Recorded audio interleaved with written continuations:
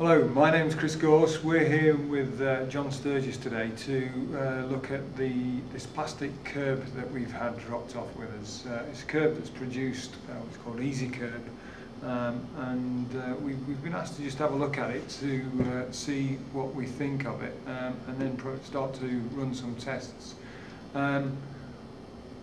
It's a curb that's been designed, I think it's 18 kilograms in weight, which is lighter than the concrete curbs, and it's designed to look like and replace the concrete curbs. John, what do you think sort of advantages this plastic, this polymer curb's got over the concrete curb, just in terms of sustainability and durability? Well, it's got various advantages in terms of strength properties and also in terms of environmental impact stroke sustainability. Concrete is a very widely used material. In fact, it's the most widely used material. It has a considerable environmental impact in that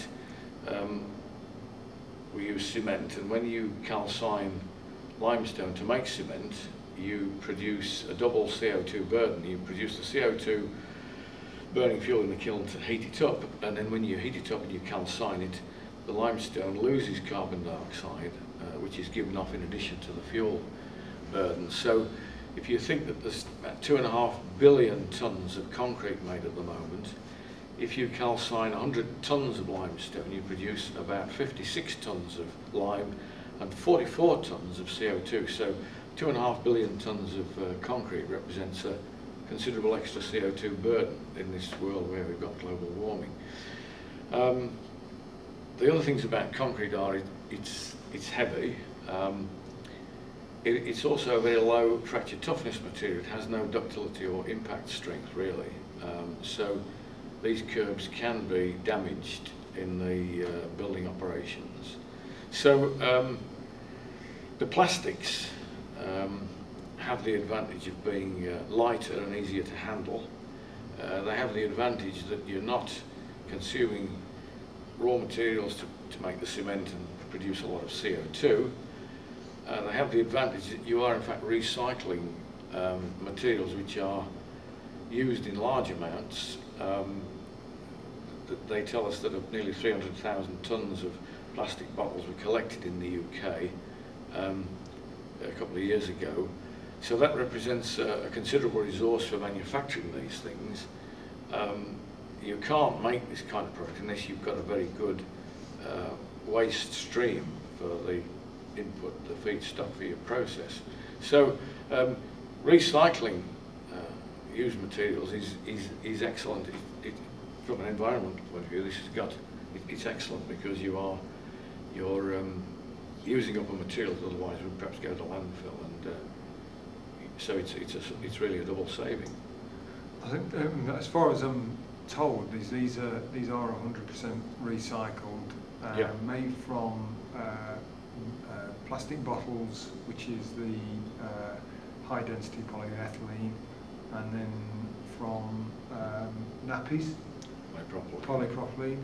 Yeah. So we've got an abundance of materials to create these. In terms of their actual properties, they're lighter and they feel slightly easier to handle than the concrete curb.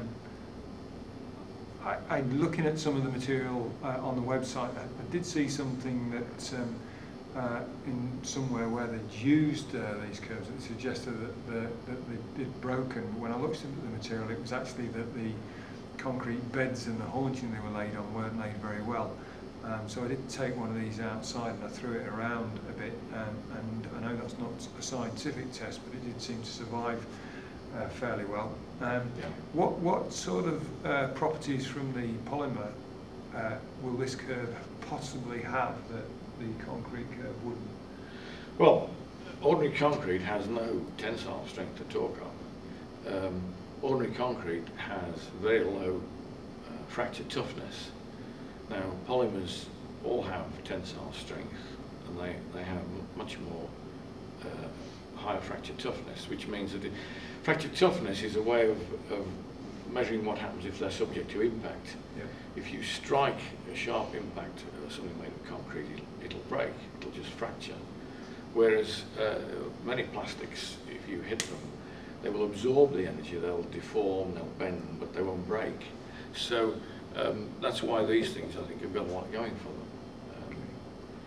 I mean, in the construction situation, they may be run over by heavy vehicles. Well, my point is that whereas the concrete would probably crack into 2 lumps and they'd have to replace them, but with these things they wouldn't. They wouldn't. I think through the discussions we've had, would probably be good to look at how they scuff up if something metal hits them, because we're not sure how they'll behave on that. So it'd be interesting if we can possibly do some tests there. They've also asked us to do some skid tests on them, which I suspect they'll perform similarly to the concrete, and we can also test them when they're polished. But in principle, they look like a fairly robust product at this stage. Yes. It's a 3-part product normally. I think they've got this first part that they bed into the foundation of the curb, and then they put a temporary one in place first whilst they're doing all their road works and building up the sub-base of the road, and then they replace that with this one so that there's a fresh curb going in. So as a use of a waste product, it's got significant potential. So it'll be interesting to see how it performs. Yes. The other point about polymers is they are a low density material.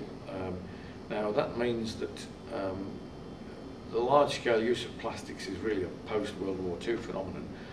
We now make 150 to 200 million tonnes a year. It doesn't sound a lot, but because they are low density, it represents as big a volume in production as steel production. And these things have a much lower volume. So if you can recycle 300,000 tonnes of polyethylene bottles, that represents a huge volume of material. So again, environmentally, it's a brilliant way of using stuff rather than sending it to landfill.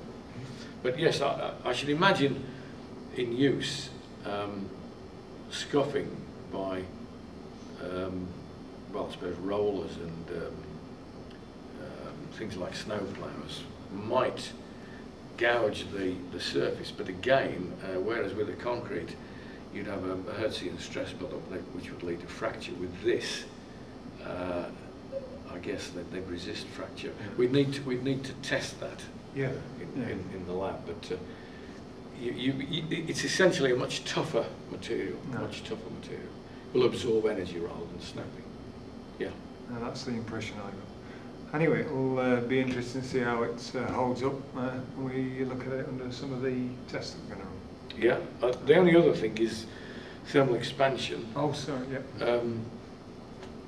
Plastics as a group have the highest thermal expansion coefficient of most construction materials.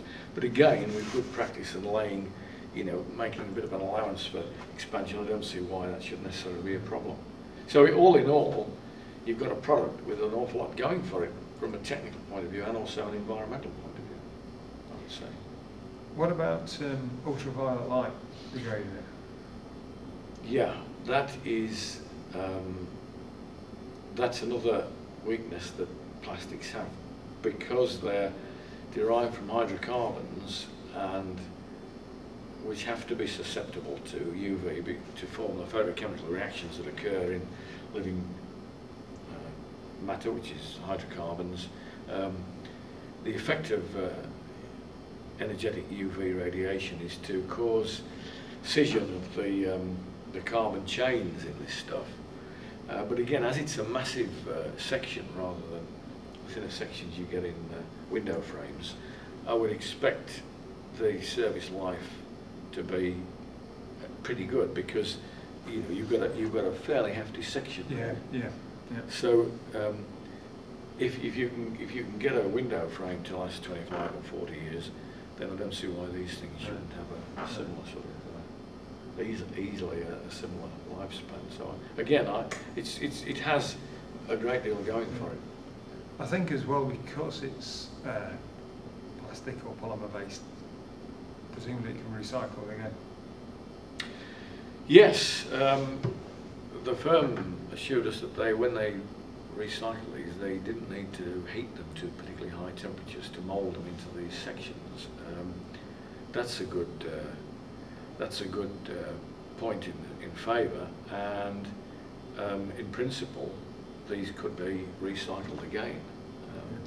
I mean, most materials are capable of recycling. The primary issue is purity, but again, with this product, the plastics don't have to be ultra pure that go into this process in the way they do with some other recycling processes. So again, environmentally, it's got a lot going for it. Good. Right, thank you for that, John. Okay. That's great.